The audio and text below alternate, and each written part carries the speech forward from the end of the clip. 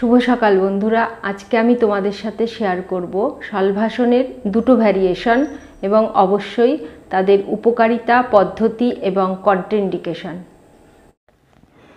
উপুর হয়ে শুয়ে হাতের তালু মেঝের দিকে করে দুহাত থাইয়ের নিচে রাখতে হবে, কোনোই যেন না ভাঙে। এবার ধীরে ধীরে সিঙ্গেল লেগ শ্বাস নিতে নিতে আপ, শ্বাস ছাড়তে ছাড়তে ডাউন, আবার শ্বাস নিতে নিতে আপ, শ্বাস ছাড়তে ছাড়তে ডাউন। এইভাবে 8 থেকে 10 বার অভ্যেস করতে হবে। অভ্যাস করার সময় লক্ষ্য রাখতে হবে থুতনি যেন মাটিতে টাচ করা থাকে, হাঁটু যেন না ভাঙে এবং পায়ের পাতা যেন সোজা অবস্থায় থাকে। 8 থেকে 10 বার অভ্যাস করার পর বিপরীত পায়ে একইভাবে অভ্যাস করতে হবে। শলভাসনের উপকারিতা হলো কোমরের ব্যথায় এই আসন খুবই কার্যকারী।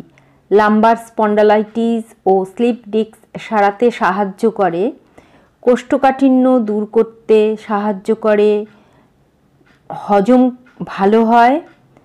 শলভাসন মেয়েদের পক্ষে একটি বিশেষ উপকারী আসন। আচ্ছা, সিঙ্গেল লেগ করার পরে এবার বোথ লেগ আপ ডাউন করতে হবে। শ্বাস নিতে নিতে উপরে তুলতে হবে পা, আবার শ্বাস ছাড়তে ছাড়তে পা নিচে নামাতে হবে। পা উপরে তোলার সময় থুতনি যেন মাটিতে টাচ করা থাকে এবং হাঁটু যেন সোজা থাকে এবং পায়ের পাতা টানটান অবস্থায় থাকে। 8 থেকে 10 বার মুভমেন্ট করার পর এভাবে স্টে করে থাকতে হবে। প্রথম অবস্থায় সাধ্য অনুসারে, তারপরে ধীরে ধীরে স্টে করার সময় বাড়াতে হবে।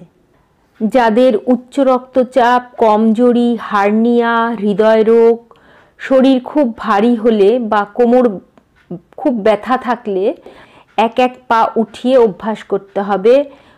বোথ লেগ অভ্যাস করা যাবে না। নেক্সট করব শলভাসনের দ্বিতীয় ভ্যারিয়েশন। উপর হয়ে শুতে হবে, তারপর বাঁ হাত কোমরের উপর এভাবে রাখতে হবে আর ডান হাত থাকবে সামনের দিকে সোজা অবস্থায়। শ্বাস নিতে নিতে ডান হাত মাথা, কাঁধ এবং বাঁ পা উপরের দিকে তুলতে হবে, আবার শ্বাস ছাড়তে ছাড়তে নিচে নামাতে হবে। এভাবে 8 থেকে 10 বার অভ্যাস করার পরে সাধ্য অনুসারে প্রথমে স্টে করে থাকতে হবে, তারপর ধীরে ধীরে স্টে করার সময় বাড়াতে হবে। একইভাবে অপোজিট সাইডেও অভ্যাস করতে হবে। এবার ডান হাত থাকবে কোমরের উপরে, বাঁ হাত থাকবে সোজা।